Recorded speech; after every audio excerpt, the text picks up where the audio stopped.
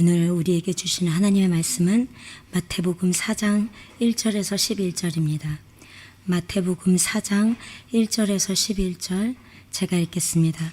그때 예수께서 성령에게 이끌리어 마귀에게 시험을 받으러 광야로 가사 40일을 밤낮으로 금식하신 후에 줄이신지라. 시험하는 자가 예수께 나와서 이르되 내가 만일 하나님의 아들이어든 명하여 이 돌들로 떡덩이가 되게 하라. 예수께서 대답하여 이르시되 기록되었으되 사람이 떡으로만 살 것이 아니요 하나님의 입으로부터 나오는 모든 말씀으로 살 것이라 하였느니라 하시니, 이에 마귀가 예수를 거룩한 성으로 데려다가 성전 꼭대기에 세우고 이르되 내가 만일 하나님의 아들이어든 뛰어내리라. 기록되었으되 그가 너를 위하여 그의 사자들을 명하시리니 그들이 손으로 너를 받들어 발이 돌에 부딪히지 않게 하리로다 하였느니라. 예수께서 이르시되 또 기록되었으되 주 너의 하나님을 시험하지 말라 하였느니라 하시니, 마귀가 또 그를 데리고 지극히 높은 산으로 가서 천하 만국과 그 영광을 보여 이르되 만일 내게 엎드려 경배하면 이 모든 것을 내게 주리라. 이에 예수께서 말씀하시되 사탄아 물러가라. 기록되었으되 주 너의 하나님께 경배하고 다만 그를 섬기라 하였느니라. 이에 마귀는 예수를 떠나고 천사들이 나와서 수종드니라.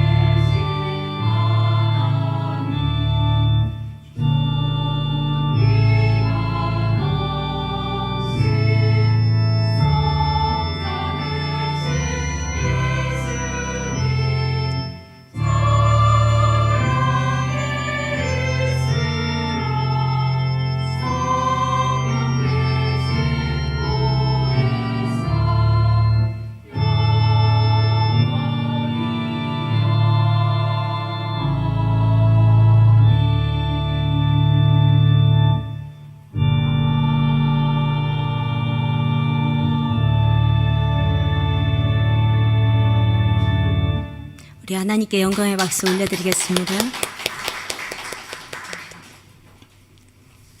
네, 오늘 본문은 예수님께서 광야에서 마귀에게 3가지 시험을 받으신 내용입니다. 네, 오늘 우리가 예수님께서 마귀에게 3가지 시험을 받으신 이 말씀을 통해서 우리가 마귀를 어떻게 이겨야 하는지, 그리고 우리가 받는 유혹의 성격이 무엇인지 우리가 알아보려고 합니다.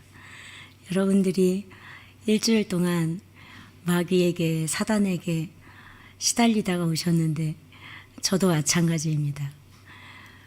그런데 우리가 어떻게 하면 이 마귀를 이길 수 있는지 오늘 본문을 통해서 우리가 함께 은혜 나누기를 원합니다.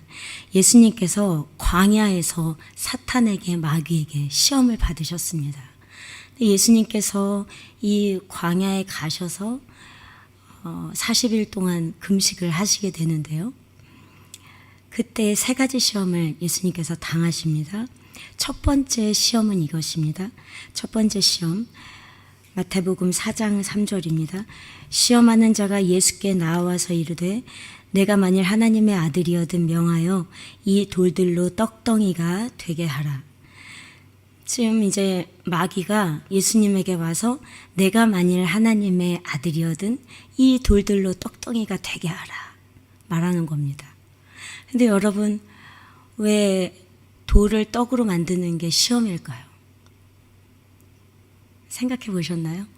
왜 돌을 떡으로 만드는 게 시험일까요? 단지 예수님이 40일 동안 밥을 안 먹기로 결심해서? 자, 여기에서 우리가 오늘 어떻게 우리가 마귀에게 유혹을 받는지 힌트를 우리가 알 수 있습니다. 자, 마귀는요, 우리 아주 가까이에 있어요. 우리가 알든지 모르든지 아주 가까이에 있단 말이에요. 그러니까 우리가 마귀에 대해서 알아야겠죠. 근데 지금 마귀가 예수님에게 네가 만일 네가 만일 하나님의 아들이면 이 돌들로 떡이 되게 하라. 이것이 왜 시험이냐? 그리고 이 시험의 성격이 무엇이냐? 마귀가 예수님을 3번 시험하는데 그것과 마귀가 우리를 시험하는 것, 마귀는 우리의 뭘 흔들기 원하냐면 정체성을 흔들기 원해요. 그게 마귀의 시험이에요. 그럼 마귀가 어떻게 예수님의 정체성을 흔들려고 하는지 한번 보겠습니다. 아까 돌을 떡으로 만들라라고 했잖아요. 예수님께서 40일 금식하신 이유가 도대체 무엇인가요? 우리가 1절 한번 봅시다. 1절. 그때 예수께서 성령에게 이끌리어 마귀에게 시험을 받으러 광야로 가사. 예수님께서 지금 광야에서 40일 동안 금식하시는 이유는 성령 하나님께서 지금 예수님을 이끄신 거예요. 그리고 예수님은 어떤 분이신가요? 예수님은 완전하신 하나님이시고 완전하신 인간이세요. 완전하신 하나님이시고 완전하신 인간이시니까 예수님도 40일 동안 밥을 안 먹으면 배가 고플 거 아니에요. 예수님이 왜 지금 금식을 하셨냐? 예수님이 지금 공생애 전에 금식하고 계시는 게요. 공생애는 뭐냐면 예수님의 공적인 생애, 예수님이 이 땅에 오신 이유, 십자가에 못 박혀 죽으시고 다시 살아나시기 위한 게 예수님이 오신 목적이잖아요. 그 생애를 사시는 게 공생애, 공적인 생애라고 우리가 말을 하는데요. 지금 예수님의 공생애를 시작하기 전에 이 시험을 당하는데 첫 번째 시험, 예수님이 40일 동안 밥을 먹지 않는 것, 그것은 예수님이 완전하신 인간으로서 너무 연약하기 때문에 하나님 앞에 성부 하나님께 도움을 구하고자 하는 것이고 또 성령 하나님께 이끌려서 여기 왔다는 겁니다. 자, 여러분, 사단 마귀는요, 우리 아주 가까이에 있어요. 여러분이 알든 모르든 아주 가까이에 있단 말이에요. 그리고 마귀의 목적은 뭔가요? 우리를 넘어뜨리는 거예요. 우리를 넘어뜨리는 게 목적이에요.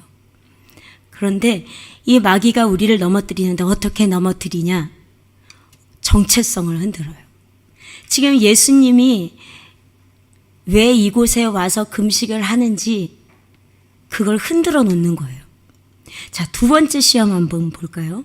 두 번째 시험 5절 6절 한번 읽어보겠습니다. 마태복음 4장 5절 6절. 이에 마귀가 예수를 거룩한 성으로 데려다가 성전 꼭대기에 세우고 이르되 내가 만일 하나님의 아들이어든 뛰어내리라. 기록되었을 때 그가 너를 위하여 그의 사자들을 명하시리니 그들이 손으로 너를 받들어 발이 돌에 부딪히지 않게 하리로다 하였느니라. 이게 왜 예수님의 정체성을 흔드는 걸까요? 왜 그런 질문일까요? 이 부분을 좀 더 거룩한 성. 이 부분을 보려면 누가복음에 비슷한 본문이 나와 있죠. 누가복음 4장 9절. 이 거룩한 성이 도대체 어디인가? 누가복음 4장 9절. 또 이끌고 예루살렘으로 가서 성전 꼭대기에 세우고 이르되 내가 만일 하나님의 아들이어든 여기서 뛰어내리라. 거룩한 성이 예루살렘 성전이었구나. 우리가 여기서 알 수 있어요. 그러면 마귀가 예수님을 거룩한 성으로 데려다가 뛰어내리라는 게 왜 시험일까? 그게 정말 예수님의 정체성을 흔드는 걸까? 자, 이 성전이 지금 어디 있다고 했죠? 예루살렘에 있다고 했어요. 여러분, 예루살렘에서 어떤 일이 벌어졌는지 아나요? 자, 먼저 예루살렘에 누가 있나요? 대제사장, 서기관, 장로들이 있어요. 종교 지도자들이 거기에 있단 말이에요. 생각해 보세요. 종교 지도자들이 보는 데서 성전 꼭대기에서 뛰어내려. 사람들이 놀랍다. 그러면 더 예수님의 목적이 더 분명해지지 않을까요? 사단의 논리는 참 교묘하고 굉장히 합리적이에요. 네가 하나님의 아들이면 뛰어내려고 여기 종교 지도자들 다 있잖아. 그럼 더 잘 믿겠지. 그런데 예수님께서 예루살렘 성전, 예루살렘에서 앞으로 벌어질 일을 생각하면 이건 굉장히 예수님에게 치욕스러운 제안이에요. 예루살렘에서 어떤 일이 벌어집니까? 예수님이 예루살렘에 십자가를 지시려고 입성하셔요. 예루살렘에서 감람산 종말 설교가 있어요. 예루살렘에서 예수님이 겟세마네 기도를 하세요. 예루살렘에서 그곳에서 예수님의 제자들과 유월절 만찬을 하시고 예루살렘에서 가야바에게 끌려가시고 예루살렘에서 십자가에 못 박혀 죽으신단 말이에요. 그런데 지금 마귀가 예수님한테 너 뛰어내려 박수 받아라고 얘기하는 거예요. 예수님의 정체성을 흔드는 짓이죠. 자, 세 번째 시험으로 예수님에게 우리 마귀가 어떻게 정체성을 한번 흔드는지 봅시다. 자, 마가복음 4장 8절에서 9절입니다. 마가복음 4장 8절에서 9절. 마귀가 또 그를 데리고 지극히 높은 산으로 가서 천하만국과 그 영광을 보여 이르되 만일 내게 엎드려 경배하면 이 모든 것을 내게 주리라. 예수님의 영광 받으러 오셨나요? 봅시다. 마가복음 9장 31절. 예수님이 왜 오셨는지 마가복음 9장 31절. 이는 제자들을 가르치시며 또 인자가 사람들의 손에 넘겨져 죽임을 당하고 죽은 지 3일 만에 살아나리라는 것을 말씀하셨기 때문이더라. 예수님이 왜 오셨습니까? 인자가 사람들의 손에 넘겨져 죽임을 당하고 3일 만에 다시 살아나기 위해서 오셨어요. 영광 받으러 오신 게 아니에요. 박수 받으러 오신 게 아니에요. 섬기러 오셨고 죽으러 오셨어요. 그런데 지금 마귀는 이 예수님의 정체성을 교묘하게 흔들려고 해요. 예수님만 그럴까요? 아니요. 마귀는 보이지 않지만 늘 우리 옆에 딱 달라붙어 있죠. 그래서 우리를 흔들어요. 뭘요? 우리의 정체성을요. 우리의 정체성은 뭔가요? 성도요, 그리스도인이요, 천국 백성이요, 왕 같은 제사장이에요. 저는 이 예를 되게 좋아하는데요. 사단을 보면 꼭 권투와 같아요. 자, 권투할 때 권투 선수가 잽을 날리면 잽을 계속 맞다 보면 상대방 권투 선수가 넘어지죠. 넘어졌다 다시 일어나요. 제정신이 아니에요. 내가 여기 왜 있지? 내가 누구지? 내가 어디로 가야 되지? 권투 선수가 그렇잖아요. 자, 사단 마귀가 여러분 옆에서 보이지 않지만 잽을 계속 날린단 말이에요. 그러면 우리가 어떻게 되나요? 내가 성도인지 내가 그리스도인인지 헷갈려요. 내가 하나님 나라 가고 있는 거 맞나? 내가 성도였나?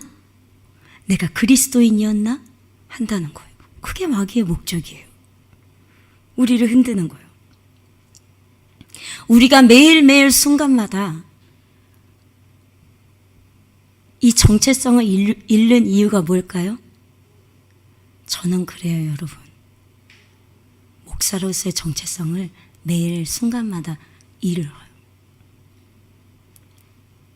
목사로서, 장로로서, 권사로서 신앙생활을 아주 잘하는 사람에게 마귀는 어느 누구에게나 떠나지 않아요. 보이지 않게 계속 잽을 날리죠. 흔들거려요. 내가 성도인지 그리스도인인지 하나님의 자녀인지 천국 백성인지 왕같은 제사장인지 헷갈려요. 내가 하나님 나라에 잘 가고 있는지 헷갈려요. 잘 모르겠어요. 그러면 우리가 이 간교한 마귀를 어떻게 이길 수 있을까요? 자, 제가 여러분에게 말씀드리고 싶은 건 두 가지인데요. 하나는 약속을 기억해야 되고 하나는 은혜를 대비해야 된다는 거예요. 어떤 약속일까요? 자, 창세기 3장 15절, 창세기 3장 15절. 내가 너로 여자와 원수가 되게 하고 내 후손도 여자의 후손과 원수가 되게 하리니 여자의 후손은 내 머리를 상하게 할 것이요 너는 그의 발꿈치를 상하게 할 것이니라 하시고, 이 내용은 어떤 내용인가요? 지금 하나님께서 사단에게 하시는 말씀이에요. 사단이 아담과 하와를 유혹했잖아요. 하와가 먼저 선악과를 따먹게 유혹했잖아요. 그런데 하나님께서 우리에게 너무 감사하게도 이 언약을 주셨어요. 지금 하나님께서 사단에게 이렇게 말씀하고 계세요. 여자의 후손과 원수가 되게 하리니 여자의 후손은 예수님이죠. 여자의 후손은 내 머리를 상하게 할 것이요. 예수님께서 사단의 머리를 밟고 승리하실 것이라는 거예요. 그러니까 예수님의 승리가 나의 승리예요. 다 이긴 싸움이에요, 여러분. 자, 여러분, 우리가 다 이긴 축구 경기를 나중에 보면서 막 불안해하는 사람이 있나요? 없어요. 바보예요. 이미 다 이긴 축구 경기를 나중에 보는데 저게 골이 들어갈 것인가 말 것인가 불안해하는 사람은 없단 말이에요. 자, 예수님이 우리를 대신해서 승리해 주셨다고 이렇게 약속하고 계시는데 우리가 가져야 할 건 뭐예요? 기쁨과 담대함이에요. 우리가 기쁨과 담대함으로 매일매일 살아갈 수 있어요. 그런데 이것만으로 부족해요, 여러분. 왜냐하면 우리는 내 안에 죄가 있고 내 안에 있는 죄가 나를 어떻게 하죠? 나를 짓눌러버려요. 죄책감으로, 불안함으로, 두려움으로. 넌 이제 끝났어 하는 마귀의 속삭임이 우리를 짓눌러버린단 말이에요. 그럼 우리가 어떻게 해야 될까요? 자, 이 은혜의 약속으로 우리가 기쁨과 담대함으로 나가요. 그런데 이것만으로 부족한데, 자, 우리가 뭘 준비해야 되냐면 은혜의 차수막을 준비해야 돼요.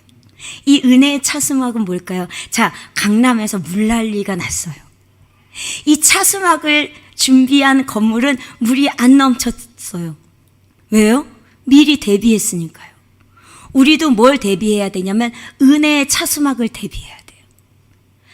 두 가지가 있어요. 자, 우리 4절, 6절, 7절 예수님께서 어떻게 마귀를 이기셨는지 한번 보자고요. 4절, 6절, 7절. 기록되었을 때 사람이 떡으로만 살 것이 아니요 기록되었을 때 그가 너를 위하여 그의 사자들을 명하시리니 또 기록되었을 때 주 너의 하나님을 시험하지 말라. 기록되었을 때 또 기록되었을 때. 지금 예수님이 사단 마귀를 어떻게 이기셨냐면 하나님의 말씀으로 이기신 거예요. 하나님의 말씀으로. 그리고 우리가 또 어떻게 은혜의 차수막을 대비할 수 있을까요? 누가복음 22장 46절. 이르시되 어찌하여 자느냐? 시험에 들지 않게 일어나 기도하라 하시니라. 지금 이 부분은 예수님께서 베드로, 야고보, 요한을 데리고 겟세마네 동산에 가시는데 제자들이 자요. 예수님께서 시험에 들지 않게 깨어 기도하라.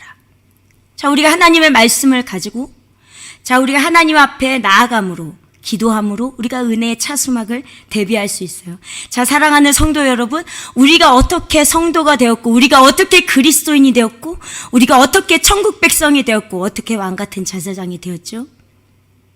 나를 건져 올려주시고 나를 붙드신 사랑으로 되었어요.